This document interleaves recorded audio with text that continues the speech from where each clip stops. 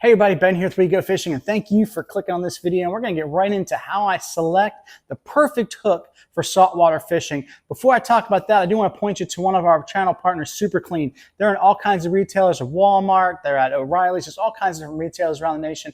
We're not paid for this. They do send us product to try out and things like that. Matter of fact, in an upcoming video, I'm going to show you how you can use Super Clean to actually clean your grill and how spotless it'll look.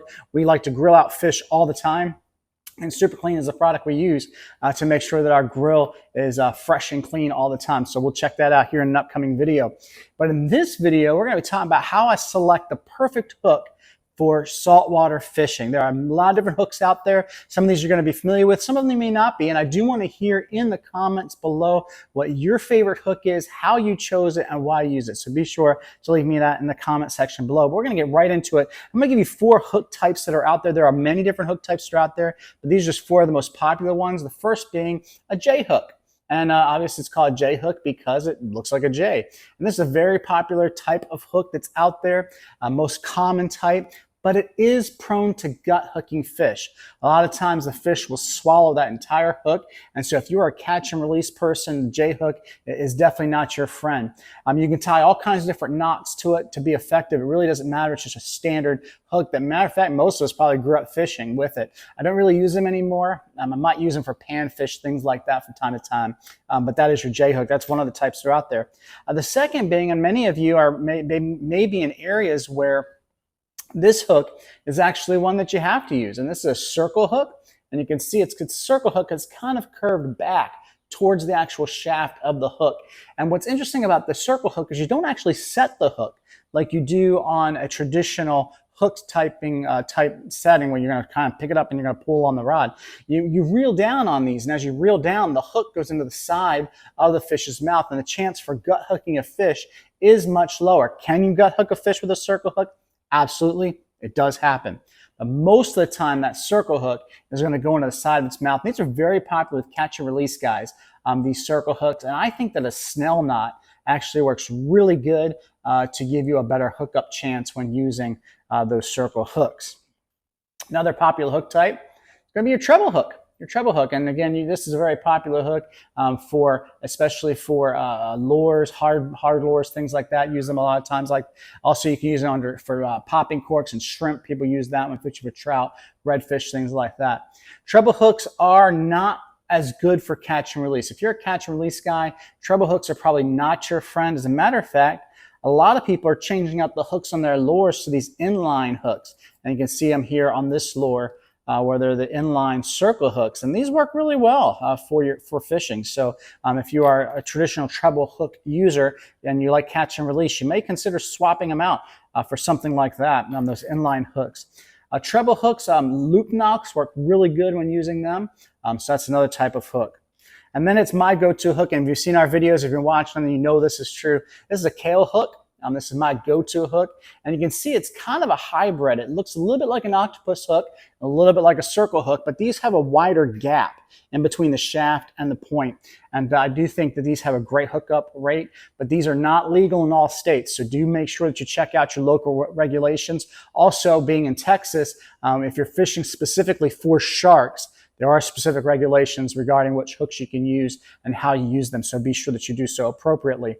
But I really do like Kahle hooks. I've been using them now for many years, and I use a loop knot when I am tying them onto my rigs. So that's the different hook types that are out there. There are many other different hooks that are out there. You can see them. If you go to any of your sporting goods stores, you're going to see a lot of different hooks out there. But there's just 4, I think, of the most popular ones. But the question is, okay, so what hook should I select? And how do I make sure I have the right hook for what I'm fishing for? And so I'm going to give you 2 things to think about. I think these are the 2 things. And the first thing is where most people mess up right out of the gate because they don't think about this. I match the hook size to the bait that I'm using for the fish. So for example, if I'm using shrimp, I'm going to use a smaller hook, maybe a 1/0 or even smaller type hook. If I'm using big chunk bait, if I'm at the beach and we're chunking out big baits for redfish or drum or whatever it might be, I might use even a bigger hook than even this 5/0 one, because I'm going to match the size of the bait to the hook. I don't want to use little baits on big hooks, and I don't want to use big baits on little hooks. If you saw that video that we just uploaded here a couple of weeks ago where Karen caught that massive snook while we were fishing in Florida, that was on a small circle hook. We were fishing with live pilchards, and pilchards are not the hardiest bait that's out there. And so you want to make sure you kind of keep them as alive as much as possible. So a small circle hook is what we actually used. And we caught all the fish that were in Florida there on those small 1/0 circle hooks. And they worked really, really well for that. So don't think that you need a big hook to catch big fish. You don't. You want to match your hook. The first consideration to get the perfect inshore saltwater fishing is match your hook to the actual bait that you are going to be using. But there's a second consideration, and the second consideration is the fish that you're targeting. So for example, if you're targeting a fish that has a lot of power, you want to make sure that your hook does not bend out when you go to hook it. I have used hooks and I have hooked into things and they have bent out the hooks. It does happen. But you want to kind of think about, what are my target inshore species? So if I'm going for me, inshore species, redfish, black drum, if I'm going for snook, if I'm going for trout, if I'm going for flounder, all those, even croaker, gaff tops, not that we target them, but they're going to be there.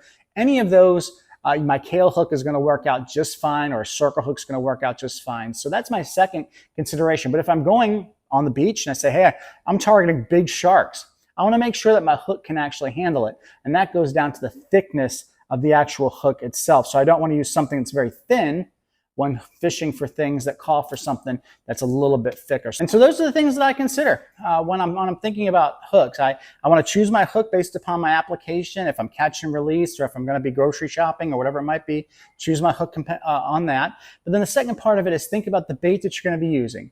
Don't use too big of a hook for the size bait that you're using.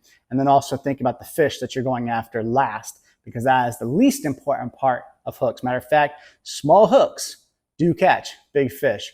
So let me know what you think in the comments below. Make sure that you share and subscribe to the channel. A lot of you watch our channel. We really love having every one of you watching us, but make sure that you subscribe so that you don't miss out on any of our adventures that are going to be out there. We got a bunch of videos that are coming out there that are opted to come out here very soon. So check those things out. Hit the notification button so you get notified when things go live. And until next time, may the fish be with you.